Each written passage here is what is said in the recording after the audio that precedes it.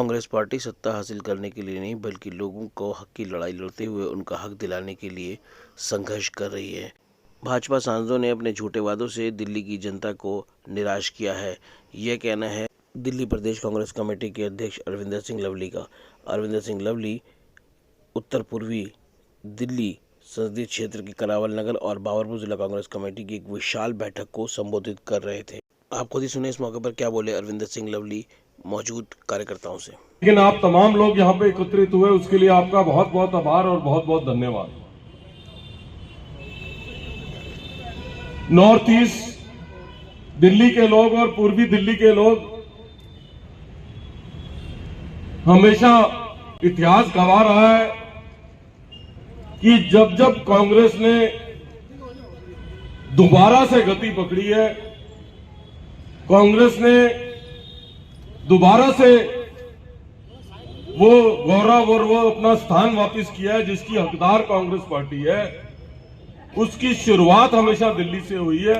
और दिल्ली में जब कांग्रेस उठती है तो उसकी शुरुआत जमुना पार से होती है, इसमें कभी कोई शक या शुबा नहीं है। इंदिरा जी ने जब कांग्रेस आई बनाई तो कांग्रेस पार्टी की बोनी जो है वो गांधीनगर से हुई। हमारे हाथी के निशान के ऊपर जो है काउंसलर पहला जो है कांग्रेस आई का जीत के आया, और कांग्रेस आई को जब हाथ का निशान मिला तो पहली मर्तबा घोंडा सीट से जो है कांग्रेस पार्टी विजयी हुई। लोकिंदर जी यहाँ पे हैं, उनके पिता चौधरी कल्याण सिंह जो है वो पहली मर्तबा हाथ के निशान से कोई दुनिया देश के अंदर जो है जो जीत के आया वो नॉर्थ ईस्ट से आया।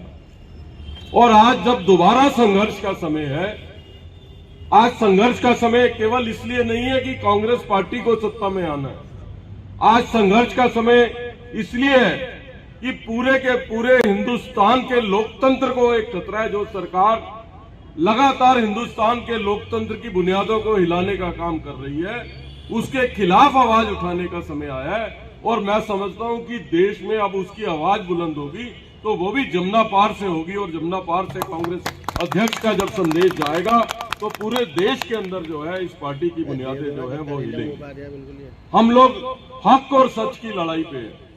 मैं आज क्योंकि अपने परिवार की ये मीटिंग है तो मुझे ये कहने में भी कोई शक या गुरेज नहीं है। अभी डॉक्टर नरेंद्र नाथ जी कह रहे थे, हसन अहमद साहब कह रहे थे, विषम जी कह रहे थे, ये ठीक बात है कि मैं बरसों तक विधायक रहा हूं, मंत्री भी रहा हूं, एनएसयूआई यूथ कांग्रेस में रहा हूं, अध्यक्ष भी पहले रहा हूं, तो मुझे कोई अध्यक्ष बनने का कोई शौक नहीं है या कोई एक ऐसा मंसूबा नहीं था कि मेरे लिए बहुत जरूरी था कि मुझे दिल्ली प्रदेश कांग्रेस कमेटी का अध्यक्ष बनना है। आज अगर कांग्रेस पार्टी ने, राहुल जी ने, मल्लिकार्जुन खड़गे जी ने, सोनिया जी ने ये जिम्मेवारी दी है तो इस जिम्मेवारी को मैंने इसलिए एक्सेप्ट किया है कि बहुत कांग्रेस ने हमको दे दिया।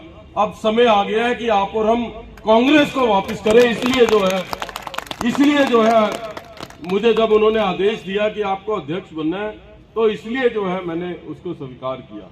और मैं आपसे वायदा करना चाहता हूं, मंच पे हमारे तमाम साथी बैठे हैं, तमाम हमारे नेता बैठे हैं, मतीन भाई मेरे बड़े भाई जैसे हैं, हसन भाई हमारे बड़े भाई जैसे हैं, डॉक्टर नरेंद्र नाथ जी इतने सीनियर लीडर है कि जब मैं स्कूल जाता था तो तब भी वो मेट्रो के मेंबर थे, तब से हम उनको कार्य करते हुए देख रहे हैं। भीषम जी और हमने वीर सिंह दिगान जी और अन्य साथियों ने लगातार हमने विधानसभा के अंदर, विधानसभा के बाहर कांग्रेस की लड़ाई लड़ी है। कंवर करण सिंह जी यहाँ बैठे हैं। मैं आपसे ये कहना चाहता हूं कि हम दोबारा कांग्रेस का परचम दिल्ली में लहराएंगे। केवल आपके सहयोग की जरूरत है, आपके साथ की जरूरत है। और उस साथ में मैं कोई मेरा तेरा नहीं करना चाहता। मैं बिल्कुल नहीं चाहता कि कोई काम करने वाले आदमी के साथ अन्याय हो। बूथ अध्यक्षों का एक सम्मेलन दिल्ली के अंदर हो रहा है, गीता कॉलोनी के अंदर। उसी विषय में आज दिल्ली प्रदेश के अध्यक्ष अरविंदर सिंह लवली जी और हमारे जमुना पार के सभी सीनियर लीडर इसमें थे। बूथ अध्यक्षों की सम्मेलन की तैयारियों के लिए सभी ब्लॉक अध्यक्ष, जो 40 ब्लॉक अध्यक्ष हैं पूरी लोकसभा में, उत्तर पूरी लोकसभा, उन्हीं से चर्चा करने के लिए लवली भाई आज आए थे कि विचार विमर्श किया जाए कि 3 तारीख के लिए क्या करना है। उसी सिलसिले में तो खुशी की बात यह है कि लोकसभा की तैयारी का जो बिगुल बजने वाला है वो जमुना पार से बज रहा है। ये हमारे लिए फख्र की बात है। जुबैर भाई, राहुल गांधी ने जो न्याय यात्रा अपनी शुरू कर रखी है, लोग उसमें अड़ंगे अड़ा रहे हैं, तरह तरह की चीज़ें हो रही हैं, उनके साथ इंसिडेंट इस तरह के हो रहे हैं, तो क्या कहना चाहेंगे, कौन लोग हैं जो इस तरह की यात्रा से जो है घबरा रहे हैं आखिरकार? जो डरावा होता है वो ये काम करता है। हमारे नेता ने कहा डरो मत।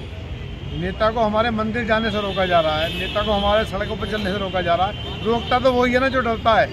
अगर आपको डर नहीं है तो निकलने दो ना हमारे नेता को। ये बौखलाए हुए हैं, डरे हुए हैं, इनके सारे हथकंडे फेल हो रहे हैं, कुछ काम नहीं आएगा। राहुल गांधी एक आंधी है जो रुकने वाली नहीं है किसी भी नाम। एक तरफ राम मंदिर का उद्घाटन हो रहा है, एक तरफ एक राहुल गांधी जी को मंदिर में जाने से रोका जा रहा है, इस पर आप क्या कहेंगे?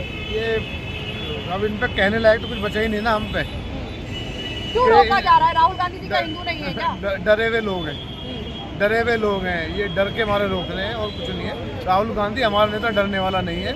हमारा नेता निडर है और अड़के खड़ा होने वाला। पूरे मुल्क में जोड़ने का काम अगर कोई कर रहा है तो हमारा नेता राहुल गांधी कर रहा है। कल जो प्राण प्रतिष्ठा वाला मंदिर का जो मामला है जो देखा जा रहा है, वो कहीं ना कहीं एक पूरी तरह से मोदी का शो बन के रह गया है। राजनीतिक है वो राजनीतिक है, पूरी तरह राजनीतिक है।